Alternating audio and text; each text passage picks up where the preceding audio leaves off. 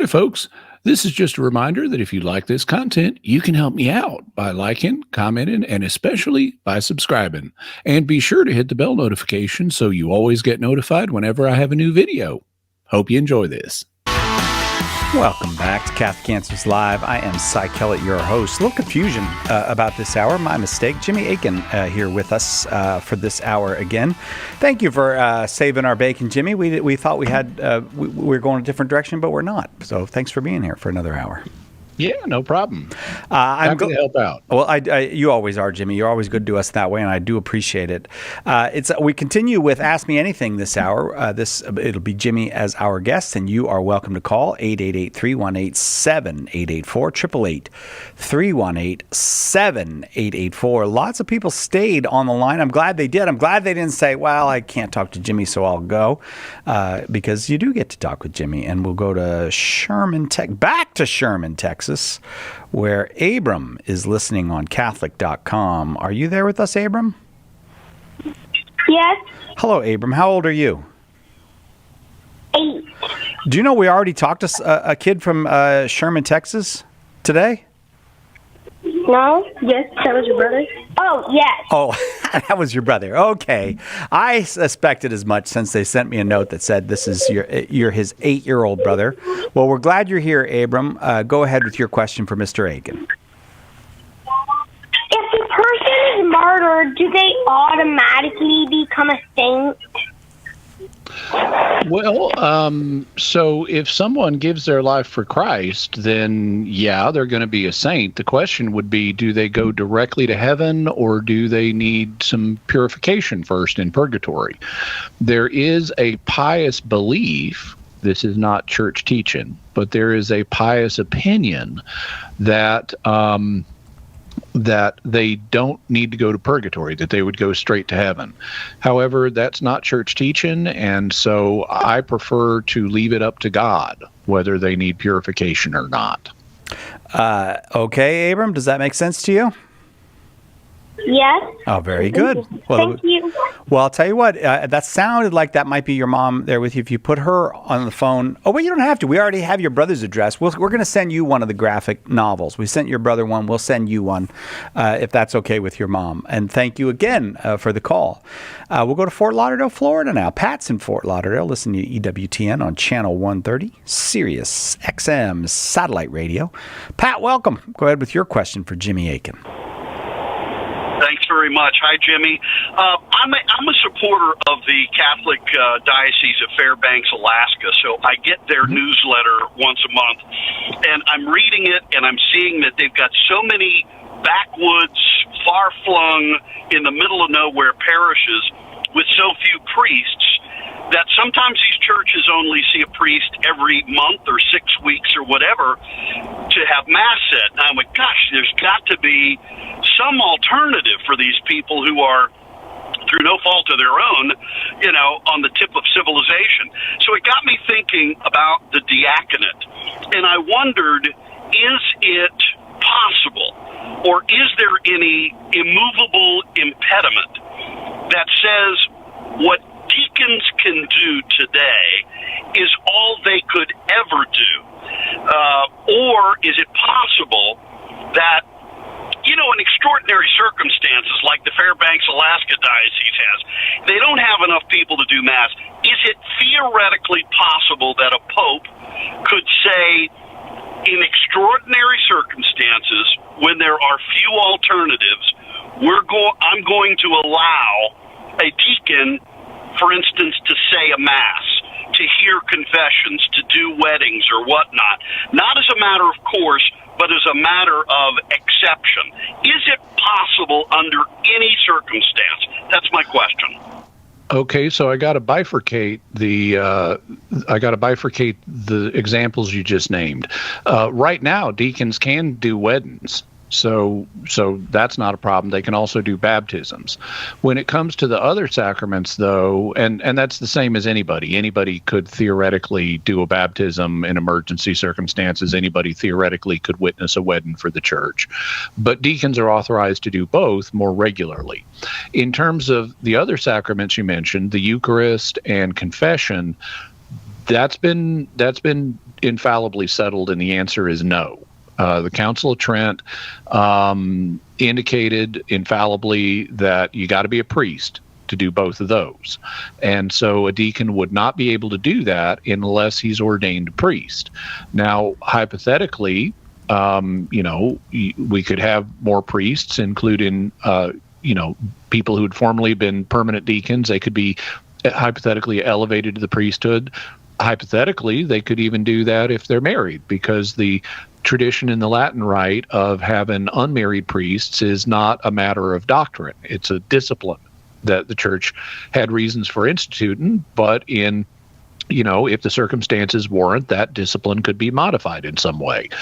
Also, what deacons can do, and again, this is not limited to deacons, but what deacons can do is communion services, where they don't consecrate the Eucharist, but they take the Eucharist from where it has been consecrated and they bring it to areas where there's not a priest, and they distribute communion. And there's a ritual that goes along with that. In fact, the United States Conference of Catholic Bishops has actually published a book called Sunday Celebrations in the Absence of a Priest, which is for use on Sundays when there's no priest available to say Mass, and so someone else needs to be the one leading the communion service, and deacons are prime candidates for doing that. And thank you very much for the question. I appreciate that. That was Pat in Fort Lauderdale. Thank you. That's quite a ways to get the newsletter from the Fairbanks, Alaska diocese in Fort Lauderdale, Florida. Exact opposite sides of the country, but good for you for paying attention. Herb's in Tampa, Florida, watching on YouTube. Herb, welcome. Go ahead with your question for Jimmy.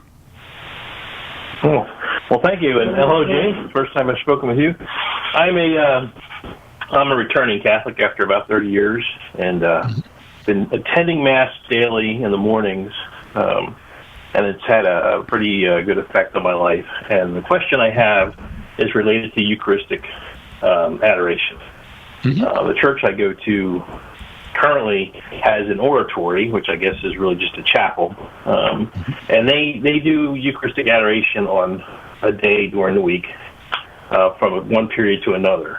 But I can go into that chapel any time of the day, any day of the week, because it's open. And Eucharist is not on display, it's in the tabernacle. And like growing up in the church, I know when the candle's lit to the right of the tabernacle, that means Jesus is present in the tabernacle.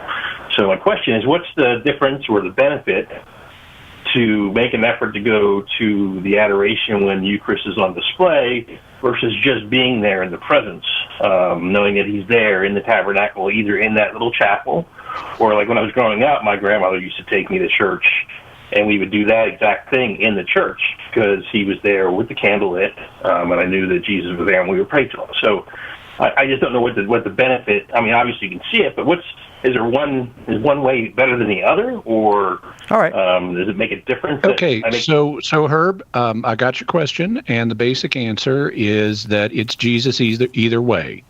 By exposing the Blessed Sacrament, taking it out of the tabernacle so that the faithful can see it, it may foster the devotion of some people in a greater way because they can see the host. But it's Jesus either way. And he's also hidden either way. He's either hidden under the accidents of bread, or he's hidden under the accidents of bread inside the tabernacle. So, it's not like you're seeing, unless God does a miracle, it's not like you're seeing the physical body of Jesus. He's not appearing before you with arms and legs and stuff like that, but he is really there. Either way, he's really there. The difference is how vivid an experience of the Eucharist you have, and that's dependent on whether or not you can see it. If you're able to go to Eucharistic Exposition and adore Jesus during exposition, that's great. But if that's not, convenient for you, God is perfectly willing to accept your adoration of Jesus in the tabernacle, or with you in the oratory, or he's happy for you to be at home and adore Jesus in the tabernacle. Jesus is God, and so he's worthy of our adoration, regardless of where the host is located and regardless of where we're located. It's just a matter of what you personally find fosters your own devotion, whether, and going to the church to adore Jesus in the tabernacle. That's a length you didn't have to go to. That's itself a sign of devotion.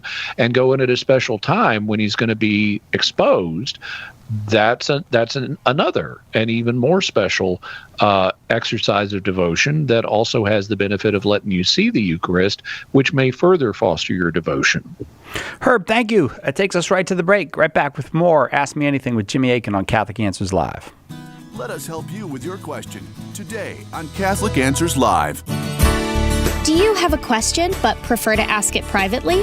Catholic Questions can help. Go to CatholicQuestions.com to ask your question online, email us, drop us a letter, or give us a call. Longtime Catholic Answers Live apologist and author Jim Blackburn or another Catholic Questions apologist will be happy to assist you. Catholic Questions proudly supports Catholic Answers Live, so visit us at CatholicQuestions.com today. That's CatholicQuestions.com.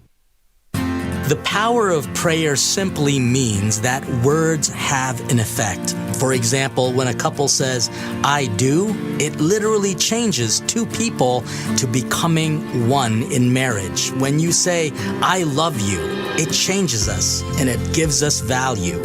The power of prayer is in the words and in the sentiment, but it's also in the fact that God, who is omnipotent, all-powerful, answers our prayers.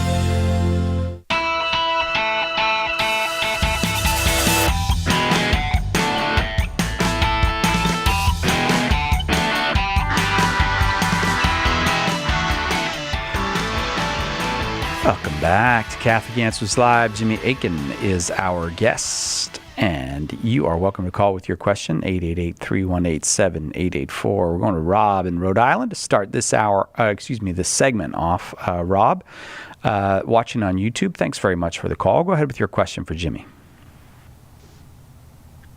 Hey guys, thanks for taking my call. Hey, I really enjoyed the Focus podcast about the crucifixion date of Friday, April 3rd, 33 AD. But I was wondering, Jimmy, is that adjusted for Julian, or did you adjust for the Gregorian calendar? It's standard when dealing with ancient dates to leave them in the format that they were originally in. So that date is actually on the Julian calendar. If you wanted to know what that corresponds to on the current Gregorian calendar, you'd need to add, however many days it is at this point. Okay, great, thanks. And actually, I had one more question, if I could. I have the Bible as a Catholic book, and something I'm just a little confused about. I was wondering if you could clarify. I'm still kind of early into it. On page 53, you say on the third paragraph there, it says, Jesus also didn't expect Romans to be expelled from Israel. On the contrary, he foresaw a war with the Romans, with Jewish forces being defeated and the temple destroyed. Yep. So to me, I'd never heard that before like that, because it sounds like Jesus was wrong about something. I was just wondering if you could explain that a little bit. No, he wasn't wrong.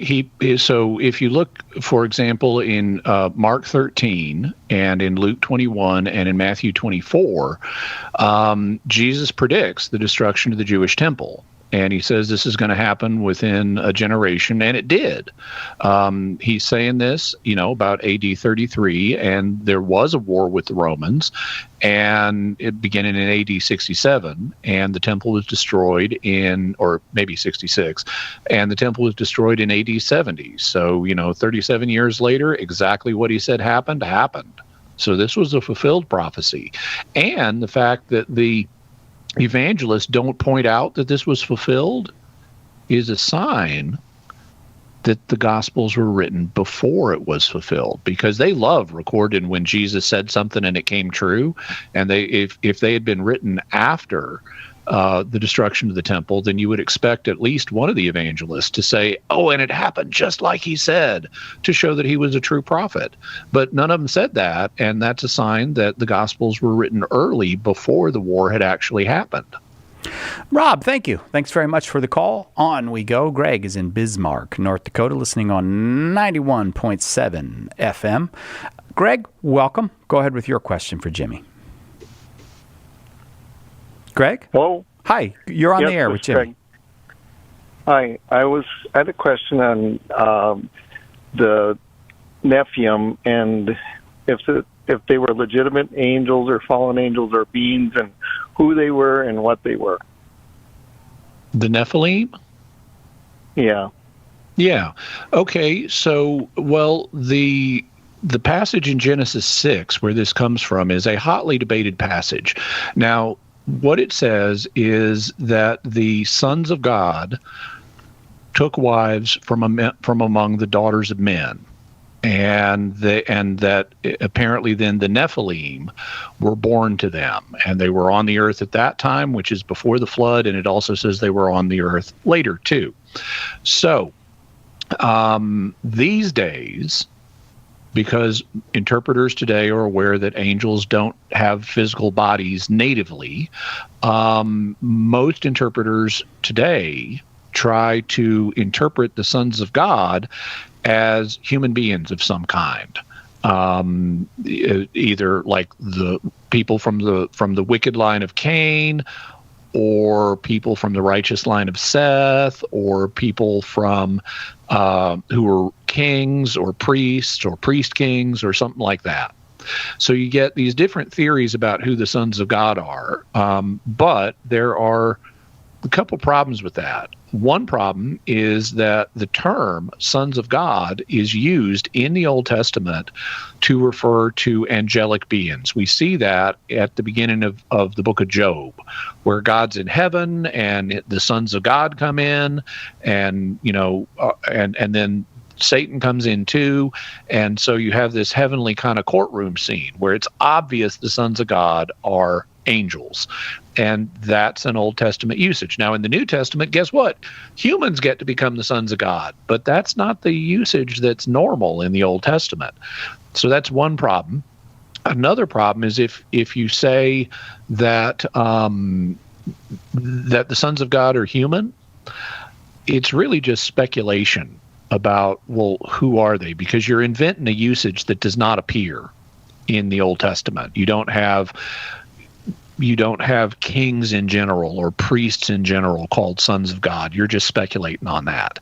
And it's not obvious why the daughters of men are then called the daughters of men if they're all humans here, because daughters of men would normally in the Old Testament mean these are human women. And sons of God in the Old Testament would ordinarily mean these are angelic beings.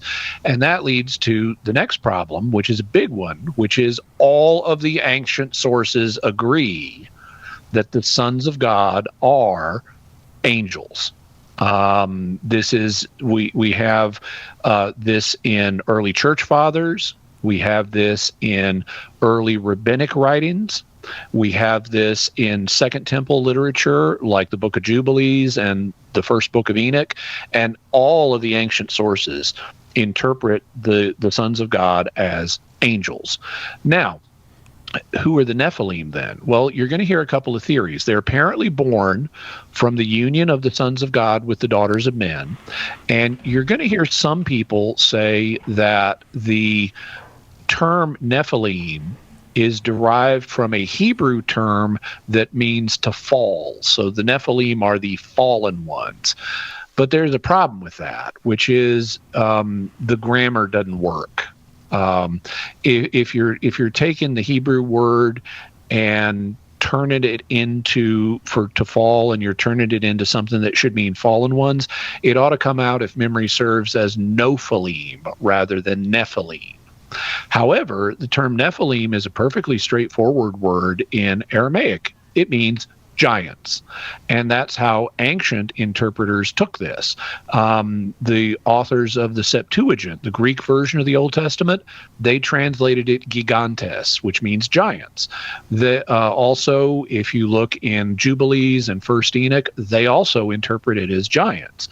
And so, for my money, the best interpretation of what this is depicting is angelic sons of God mating with human women and giving birth to giants.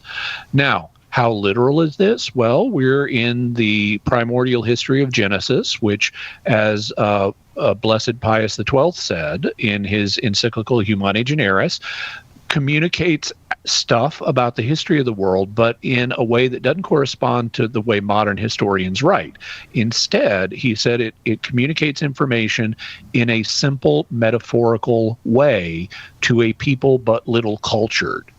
And so you don't, even though that seems to be what this passage is depicting, you don't gotta necessarily take it literally. And there are other options too. I mean, St. Thomas Aquinas talked about how a demon, even though they don't have physical bodies of their own, how they could mate with a human woman in the form of a succubus or incubus. I always get those two mixed up. But basically, what would happen is a demon would impersonate a woman and mate with a man and get the germ cells needed from a man to impregnate a woman. And then it would gender bend and impersonate a man and have relations with a woman and use those germ cells to bring about a conception. And Aquinas points out that since the germ cells came from a man, the resulting conception is also going to be a man. But that's not to say that the angel couldn't manipulate the germ cells in some way, such as to produce a larger than normal human, or a human with a bad disposition, or something like that. So I can see ways that you could even take the passage literally and make sense out of how it works. I actually did episodes of Mysterious World on both of these issues. You can look up Jimmy Akin's Mysterious World Nephilim and also Jimmy Akin's Mysterious World Giants. And you can listen to the two episodes. And I also have a few episodes coming out this summer on the Book of Jubilees and on First Enoch. And you can get more background about the literature in the Second Temple period and what it had to say about all this. Just check out mysterious.fm. Greg, thank you very much for the call. It's Ask Me Anything with Jimmy Akin this hour. Lisa is in Toronto, Canada, watching on YouTube. Lisa, go ahead with your question for Jimmy. Yes. So I'm not Catholic. I'm just reading off something I wrote down here, so please bear with me. My writing's a bit scratchy. I have recently inquired about getting an exorcism with my local archdiocese and was told I had to be Catholic. Do you have any advice on how to get help? Well, so what you were told is not the Catholic Church's law. There is no requirement that that a person be Catholic in order to have an exorcism. In fact, I know of cases where non-Catholics have received exorcism from Catholic priests. My first thought about what to do would be contact an exorcist. And I don't know, you may have contacted the archdiocese, talked to someone in the office who was not fully informed about this matter, but I would try to contact an exorcist. Not necessarily one in your area. I mean, there are various exorcists who are, in the public eye. They sometimes do interviews on YouTube and things like that. I would contact one of them and say, I'm here in Toronto, and I think I may need an exorcism. Can you refer me to an exorcist in my area that I could speak to, and then take it up with that person? And being an exorcist, they would be more informed about what the church actually requires, and consequently you would have a better chance of being able to get an exorcism that way than by talking to an office worker who's not fully informed. Okay. I'll try that out then. I do appreciate your time, and thank you very much for answering my question. God bless you, No Lisa. problem. Thank you. And if it doesn't work, give us a call back, because there are other things you could try too, but that's what I would try first. Lisa, thank you. Dave is in Cincinnati, Ohio, listening on Sacred Heart Radio. Dave, go ahead with your question for Jimmy. Hello, brothers in Christ. I heard an interview with a political talk show host, a real popular one. You would know if I said his name, with Stanley Marshall, about when Pope Benedict retired and the Vatican was struck by lightning, And I was also informed that there was a banking problem with the banks, and when Pope Benedict retired, the banking problem went away. So my question is, I wasn't in the church back then. Unfortunately, I confess that, so I'm forgiven for that. My question is, what was the mood with all the apologists? What were you guys saying back then? Okay, so I think we're about to hit the break, so I may need to continue this on the other side. But in terms of the mood, well, I was disappointed when Pope Benedict retired. He is my favorite all-time pope, and so I'd hoped he would continue for many more years. Having said that, I respected his decision. I recognized that he obviously had serious reasons for what he did, and even though I was sad, I respected what he did. But there's the music, and so I'll address the other two parts of your question on the other side of the break. Hang on, Dave. We will be right back with more Ask Me Anything with Jimmy Akin on Catholic Answers Live.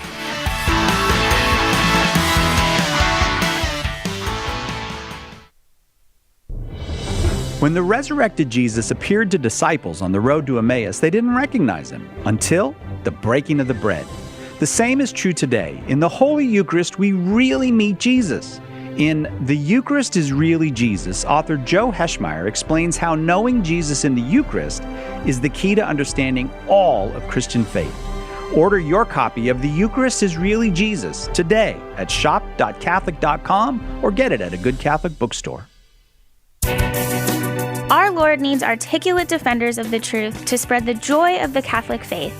Catholic Answers Monthly Giving Club, Society 315, helps you fulfill the call in 1 Peter 3:15 to always be prepared to make a defense for the hope that is in you. For as little as $10 a month, you'll help Catholics grow in faith, bring lapsed Catholics home, and lead non-Catholics to the truth. Go to casociety315.com and join today. As we read the Gospels, every Christian faces the question again and again, what does Jesus mean? Getting the answer right is critical to both growth in holiness and fruitful evangelization. Want to know Jesus better so you can introduce him to your friends? Then it's time to get serious about understanding his words. Why not join Catholic Answers for our 10th annual Apologetics Conference? Learn from me the parables, sermons, and conversations of Jesus Christ. September 26th through 29th, right here in sunny San Diego. Learn from our guests, Dr. Scott Hahn and Kimberly Hahn, Dr. Ray Garendi, Father Sebastian Walsh, Billy Junker, Father Paul Check, and, of course, all of your favorite Catholic Answers apologists. It'll be 4 days of fun, faith, fellowship, and a live radio show. Seats are still available, but going fast. Visit CatholicAnswersConference.com or call 1-888-291-8000 today.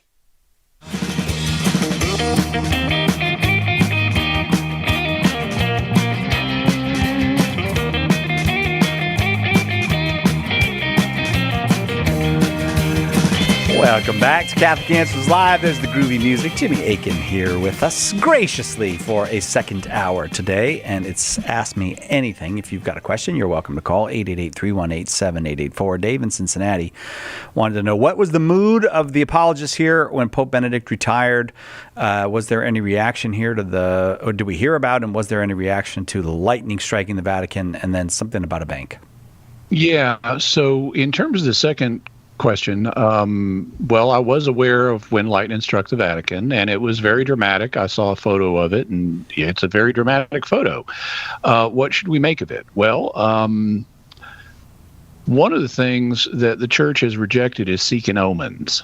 Omen seeking is something that you do when you look at events and try to discern messages that God or the gods are sending through nature. And this is not part of the biblical mindset. There are instances where someone in the Bible will pray for a sign, but the idea that God is constantly sending us messages through nature is not the biblical worldview. Whose worldview it was the Romans, the pagan Romans. I was very surprised the first time I read Suetonius's Lives of the 12 Caesars, and wow, they are doing omens all over the place. I was gobsmacked because it was so different from reading the Bible, but they saw all these different events connected with the lives of the Roman emperors as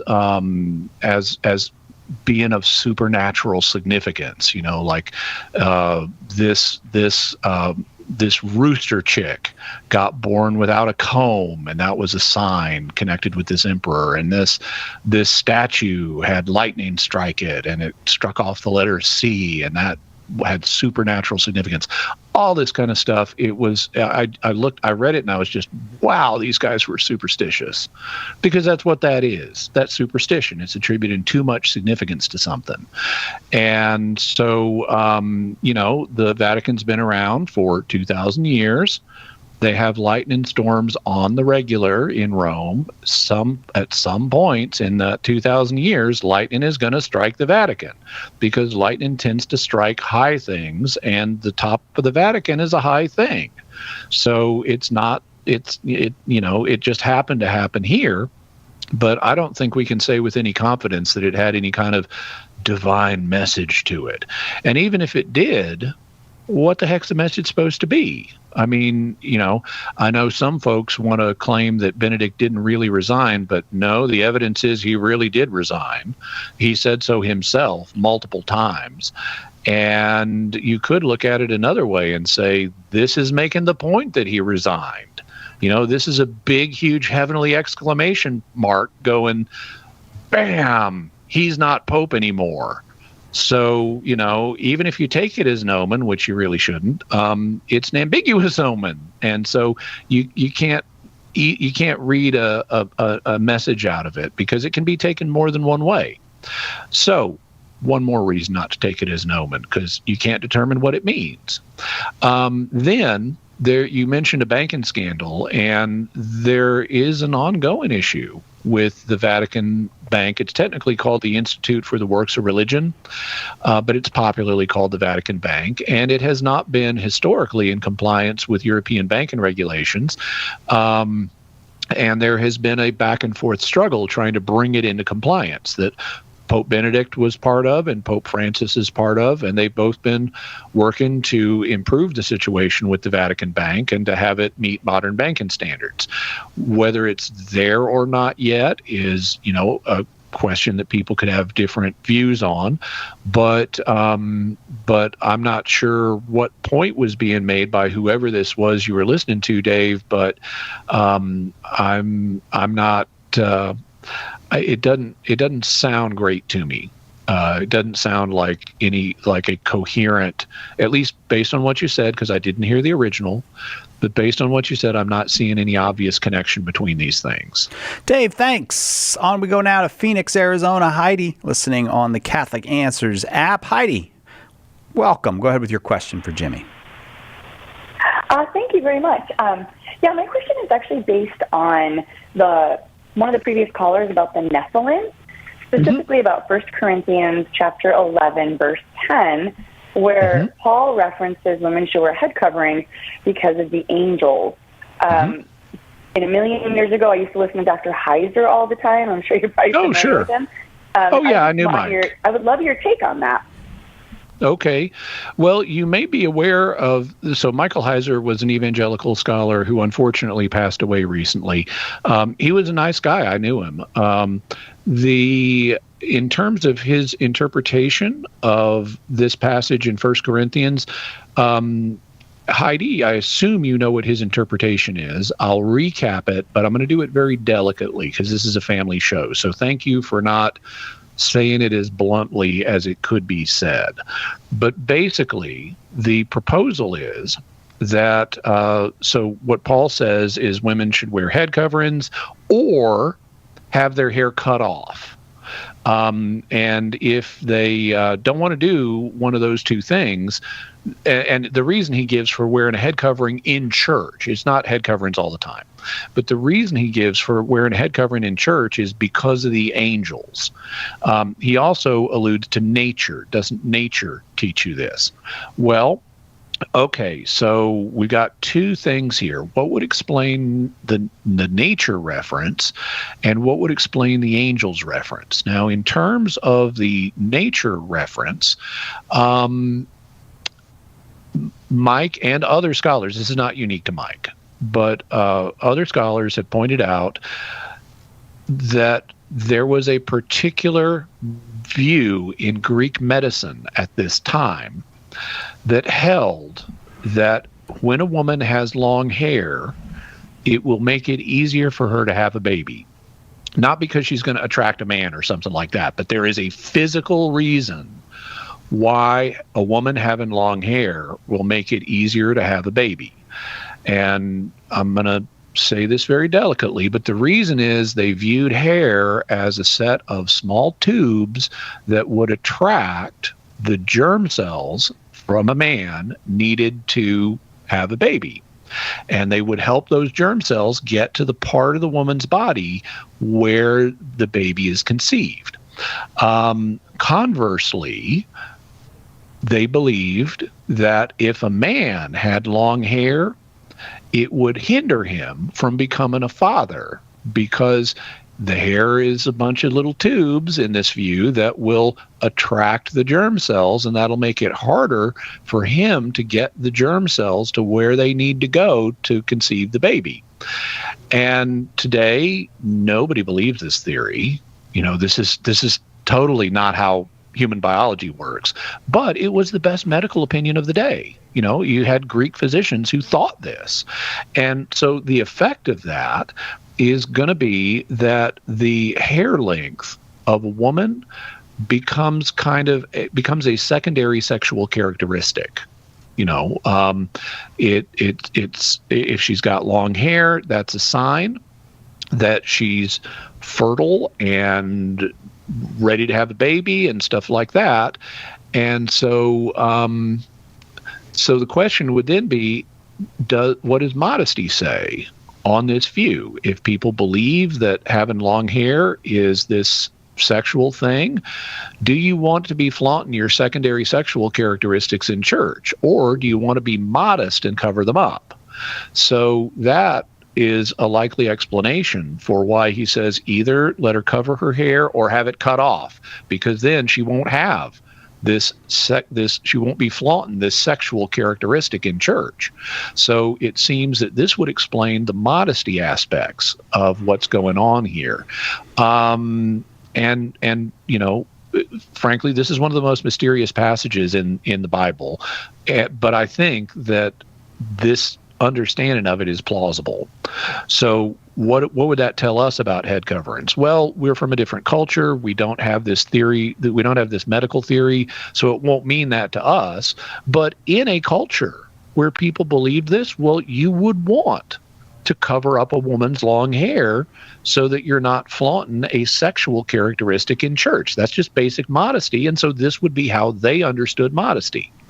So what about the angels part? Well, okay, the term angel means messenger, and hypothetically, this could be a reference to human messengers. And you might propose that that the pastor of the church could be considered the church's messenger or the church's angel, and having or multiple pastors if there were multiple ones. Well, having women flaunting their hair in a sexual characteristic in front of the church's pastors, well, that's not really a great idea. The clergymen need to remain chaste, and flaunting something that's regarded as a sexual characteristic is not a great idea. So that's a possible interpretation. But the term angel normally doesn't refer to a human messenger. Normally it refers to an angelic, what we would call an angelic messenger, a spiritual creature from heaven. And that ties, and so you got to say, well, what would it mean in these terms? Well, okay, one possibility is St. Paul was afraid of what was reported to happen in Genesis 6 happening again. Because in Genesis 6, it says the sons of God mated with the daughters of women and gave birth to giants. And it says that the giants were on earth both then and later. And we have evidence from that later on in the Pentateuch, where the Israelites encountered descendants of these giants after the flood. So the logical way to explain this would be, okay, the sons of God mated with the daughters of women before the flood, and then they did it again after the flood. And so Paul might have a concern here that it could keep happening. And if you got, women in church being all sexy, and we know angels are looking in on church services, they could get tempted. And so that may be what Paul's thinking about here. Now, I know how wild that sounds, and it is pure speculation. I mean, it's got some grounded in some evidence. It's not purely untethered speculation. But all I can really do is sketch some of these possibilities for you, and you can make up your own mind, because none of this is church teaching. This is all a matter of interpretation, and people can and do have different opinions on it. But that's kind of Michael Heiser's understanding of this, and I don't think it's completely unreasonable. I think that it's possible that, that could be what's going on in this text, but I don't think it's certain. And Heidi, I will leave it there because we are at the break. Thank you very much for the question. I hope that was helpful to you. We'll be right back with more Ask Me Anything with Jimmy Akin on Catholic Answers Live. Hang on. Catholic Answers Live will return in a moment. Underwriting for Catholic Answers Live is provided by Real Estate for Life. Real Estate for Life connects homebuyers and sellers to real estate agents while supporting pro-life organizations. On the web at realestateforlife.org. One of the biggest mistakes a Christian can make is to try to do good without God's help. St. Therese said, when we trust only ourselves and not God, our soul becomes incapable of virtue. Her remedy? Works of charity. And the greatest work of charity is to share the gospel. At St. Paul Street Evangelization, a Catholic nonprofit, we encourage you to share the gospel with someone who doesn't know Jesus. Catholic Answers is supported in part by St. Paul Street Evangelization, streetevangelization.com. The wisdom of Mother Angelica. Isn't it awesome that we today do not recognize His presence in the Eucharist? Is it because we really don't go to Him in humbleness of heart and say, Lord, I don't believe, help my unbelief. Lord, I want to see you. I want to recognize you. I cannot live without you. Are we saying that? EWTN. Live truth. Live Catholic.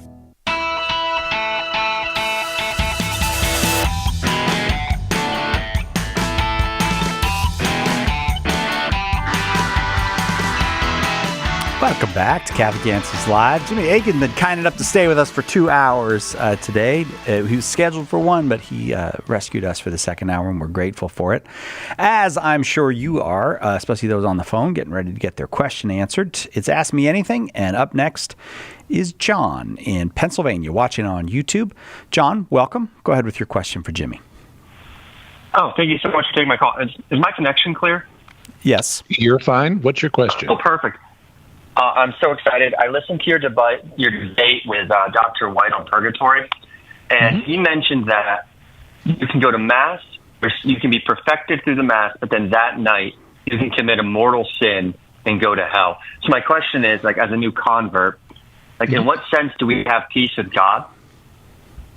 Well, we have peace with God in the sense that we're not at war with God. Now, if we choose to go to war with God by committing a mortal sin, well, then we don't have peace anymore. But as long as we aren't at war with God, we've got peace with Him. We've got, we've been justified, so we have positive relations with God. That's the biblical sense of peace. And I don't know if you've seen the full debate, but I address. Actually, I haven't debated purgatory with James White. I debated him recently on Sola Scriptura and on how to have peace with God. And at the end of the peace debate, which is really a justification debate, he's raised this question in his closing statement, and I respond to it. He's got this rhetorical tactic of, how can we possibly have peace with God if it's even remotely possible that we could turn our back on God and reject Him? And it's like, dude, do you know what the term peace means? I mean, this is an established term. Right now, Israel is not at peace because it's got tense relations with various neighbors. So it doesn't have peace in the biblical sense. It also doesn't have peace in the modern sense because it's at war with Hamas. But you know who does have peace, and I point this out in my closing statement of this debate, the United States and Britain have peace.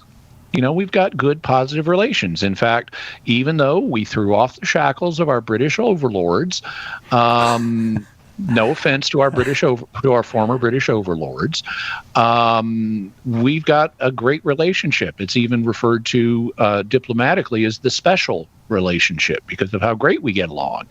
Well, okay, so they have nukes and we have nukes, and hypothetically one of us could launch a nuclear attack on the other tonight, but we don't want to do that. We've got good relations, and so we have peace with Britain, both in the military sense and in the sense of positive relations.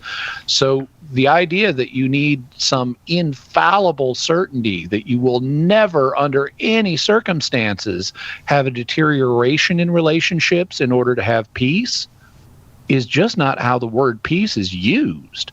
So what James White's done is try to force an unnatural, hyperbolic usage of the term peace that does not correspond to the way it's used either in the Bible or in modern language onto this term. He's effectively inflated it to mean something it just doesn't mean. So we can have peace with God because he's justified us, he loves us, we love him, and as long as we don't go to war with him, those positive relations are going to continue. And I'm going to leave that there. John, I hope that was helpful to you. Thank you for the question. Maddie's in Ohio listening to EWTN on Channel 130, Sirius XM satellite radio. Maddie, welcome. Go ahead with your question for Jimmy. Oh, hi there. How are you doing tonight? Very well, thank you. All right, so I have a question. I'm an adult child of a divorced family, so I was looking into, a friend of mine had suggested resources about that because she was just concerned about me, and she suggested life-giving wounds, and I'm like, I understand that my parents got divorced when I was a kid, but a lot of the stuff just isn't resonating. Like, I understand that divorce is not a good thing, and that usually it's a problem and stuff like that, but it just, I don't know if I just don't connect the same way to the divorce that other people do that are the children of and adult children of divorce. I don't know where the disconnect is happening. Because it's like, I know divorce is bad. You shouldn't be getting divorced unless you absolutely have to, but at the same time, it's like, I'm not connecting the same way to the situation as a lot of these other resources I'm looking at are. So you wanted to ask Jimmy what? Maddie, what's your question for me?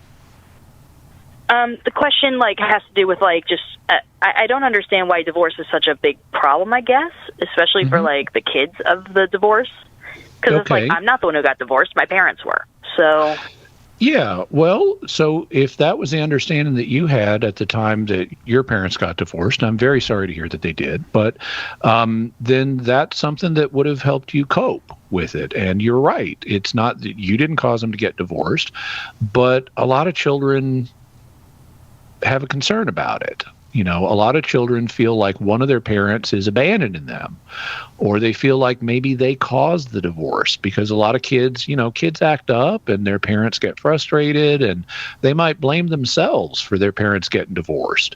So that's part of why divorce is a problem, because it very frequently does have a negative emotional impact on the children who either feel abandoned or even that they are at fault for their parents getting divorced. Maybe if I'd been a better child, if I'd obeyed them better, maybe they would have stayed together. And so a lot of kids think that way. That's not a mature way of thinking, but a lot of kids do. Another kind of damage that divorce does to the children is it can communicate the idea that divorce is an okay, easy thing to do. There is a pattern that has been observed of children who grew up in divorced households going on to have a higher rate of divorce themselves, because they've seen their own parents not stay together, and that makes it easier for them when they encounter a problem in marriage, and everybody encounters problems in marriages, to bail and imitate what their parents did and get out of here. So that's a second problem with it. Fundamentally, humans require 2 decades to grow to maturity, and having two parents helps. If you look at life outcome studies and so forth of children who grow up with two parents versus one parent, the children with two parents do way better. That's because that's the natural design of things. God designed human parents to stay together on a permanent basis so that they could raise their children, because our children are more intelligent than other animals. They have these freaky huge craniums, and they need to come out of a very small opening, which means they have to be born very young and they're very helpless. They're not like baby deer. You watch a baby deer getting born, it plops out, and within minutes it's up and running. Well, our offspring are incredibly vulnerable. They cannot take care of themselves in any way when they're born, and it takes us, because of how immature we are when we're born, it takes us basically 2 decades to grow to maturity. And with parents having multiple kids, that means the parents need to stay together for decades, and in order to properly care for our offspring. Is it possible to raise a child without two parents? Well, yeah, it is possible, but that doesn't mean it's the ideal. The way human nature is designed, it's designed for parents to stay together for decades in order to raise their offspring together. And so divorce circumvents that process from happening and ends up harming the offspring. It also ends up harming the parents, because there may be some cases where and there are cases where, for a legitimate reason, the parents need to separate. But in a lot of cases, a lot of spouses feel abandoned when their wife divorces them, or when their husband divorces them, and they feel totally abandoned. And so they may try to put a good face on it, but a lot of them experience abandonment feelings. They encounter financial hardships. They encounter all kinds of things. They encounter jealousy, when the husband gets a new trophy wife, or when the wife gets remarried to somebody else, and it's like, why does she love this guy when she made a commitment to me? This is a messy situation. And so I'm glad to hear that your experience with it, Maddie, was not as traumatic as it is in many cases, but these are some of the concerns that that may be motivating some of what you're reading in these resources. Does that help? Hang on, Maddie. I put you on hold. I apologize. Does that help you, Maddie? Oh, yeah, that does help a bit. Yeah, because I might have just gotten affected differently, because, I knew ultimately it wasn't, my sibling and mine's fault for what happened. But yeah, I just, it's like trying to look through these resources. It just felt like I was hearing the same kind of story over and over, and I'm like, this just doesn't resonate with what happened with me. Mm-hmm. Yeah. Well, I'm glad that you were okay, but those are some of the considerations that impact some other folks. Paul in Oklahoma. Thank you, Maddie. Paul, can you be really quick with your question, Paul? Then we'll get you an answer. Yes. Hey, thank you so much. Really quick, so Paul. I got a question. Yeah, I got it. So question is about the Acts 5:3, Sapphira and Ananias dying, and in the context of Luke 12:10 about the blasphemy of the Holy Spirit. If it kind of comes in the context of conversation with some Protestants who believe, okay, hang on, they didn't die because they blasphemed, because they just lied, so it's not equivalent to blasphemy. But the second question, why they died, and he thinks, because they believed, they justified, so God just didn't want them to die. Okay, Paul, you're leaving Jimmy with 30 seconds. Okay, so lying to the Holy Spirit, which is what happens with Ananias and Sapphira in Acts, is not the same thing as blaspheming the Holy Spirit, which the church understands to be basically a refusal to repent of sin. Now, in terms of why Ananias and Sapphira died, well, this is an exceptional circumstance. It happened when the church was very young, and they did lie to the Holy Spirit, but other people have lied to church officials and not had this happen. So I would propose that the reason an exception was made in this case was because of how young the church was, and this incident set a precedent to show people what not to do in the future. And you can hear the music. That means we are done. Jimmy, thank you for the first hour. And then for the second hour. Appreciate you being here both hours. Yeah. Hey, if you want to find out if Frankenstein's monster would have had a soul, check out Jimmy Akin's Mysterious World. It drops tomorrow. A new episode drops tomorrow. And there's more than 300 other episodes. Check them all out at Mysterious. Anchor.fm. And before we go, just one more reminder that if you like what you've watched, you can help me out by liking, commenting, and especially by subscribing. I'm trying to grow my channel, and I'd really appreciate your help. Thank you, and God bless you.